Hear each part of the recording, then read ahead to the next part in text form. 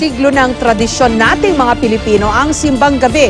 Pero sa paglipas ng panahon, umusbong na ang kaugaliang pagsisimba sa mga mall kung saan mas madali para sa mga kababayan nating nagki-Christmas shopping din. Pero ang simbahang Katoliko tila hindi sang-ayon dito. Live mula sa Quezon City, si Cedric Castillo may paandar. Yes, Jessica, nagsimula bilang paghahanda sa marahil ay isa sa mga pinaka-inaabangang gabi o araw sa buong taon.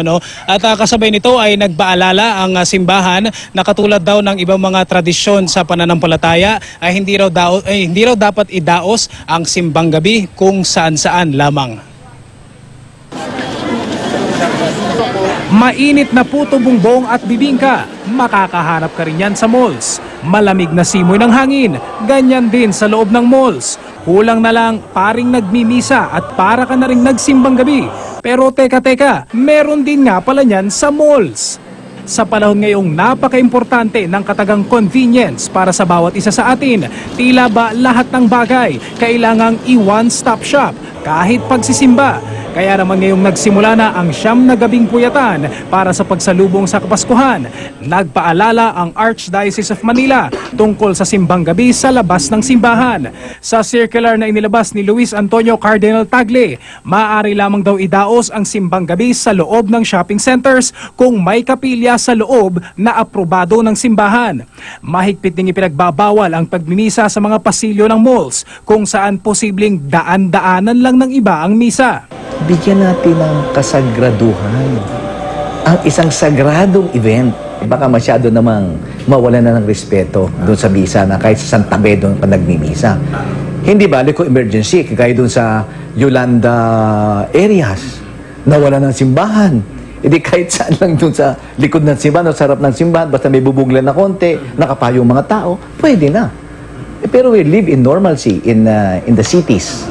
400 taon ng tradisyon ng mga Pilipino ang Misa de Gallo o Misa de Aguinaldo. Impluwensya raw sa atin ng mga mananakop na Kastila at bansang Mexico. Taong 1953 nang maging opisyal na mga araw ang December 16 to 24 para sa simbang gabi sa basbas na rin ng Santo Papa noon. Kaya nga yan nagsimula as dawn masses, yung umagang-umaga, alas 3, alas 4, alas 5, depende.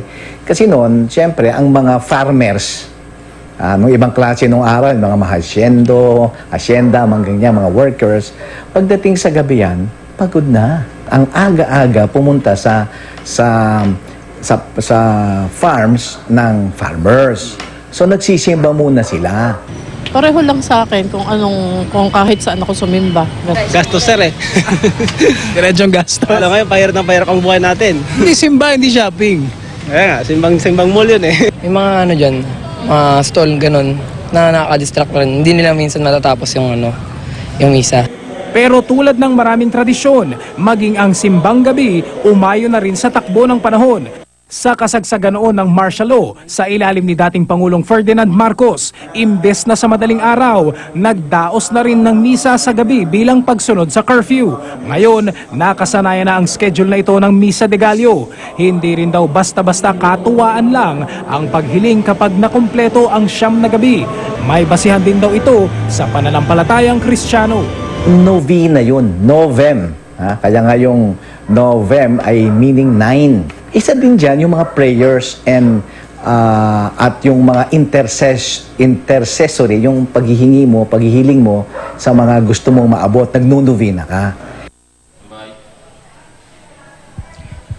Jessica, sa mga statements na ipinadala ng mga malalaking malls o ilang malalaking malls dito sa Metro Manila na ipinadala sa GMA News ay sinabi nila na inirespeto o ginagalang daw nila itong pahayag ng yung sa circular ng Archdiocese of Manila at tinitiyak nila na sa chapels daw gaganapin yung mga simbang gabi sa kanilang mall complex. Jessica? Okay, kasi I think nagkakaroon ng confusion, Cedric, dahil pag Sunday, may mga Sunday mass sa mga mall, no? So siguro, it followed na akala nila okay rin pag simbang gabi.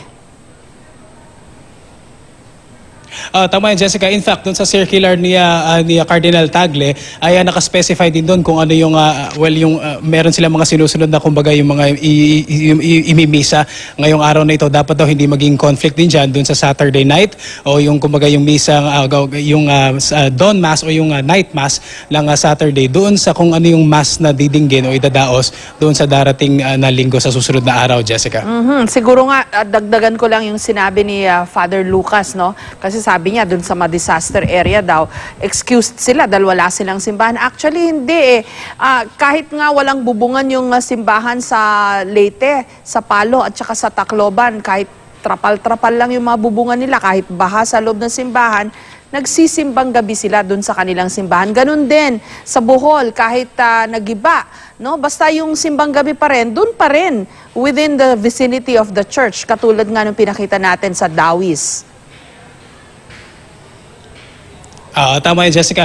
Ito yung tinatawag ni Father Lucas na napaka-flexible daw ng pananampalataya. No? Sa case nga nitong mga natamaan ng bagyong Yolanda ay kailangan din daw talaga mag-adjust kasi wala talaga silang mga infrastructure. Ano? Pero pagdating dito sa Metro Manila, ay pinakamaganda daw niya, sumunod na tayo kasi napaka-normal naman daw ng buhay natin. Ano ba naman yung magpunta sa church o kaya doon sa chapel sa loob ng mga malls, Jessica? Siguro kung pagtingnan natin yung examples ng Bohol, Zamboanga, sa Tacloban, no? Sa Palo. Pag nakita mo yon, dapat siguro mas ma-appreciate natin yung ating mga simbahan. Kasi sila nga, sila yung mga simbahan nila. Doon pa rin sila nagsisimbang gabi. How much more sa atin na buo at napakaganda pa ng ating mga simbahan. Anyway, maraming salamat sa iyo, Cedric Castillo, at sa iyong paandar.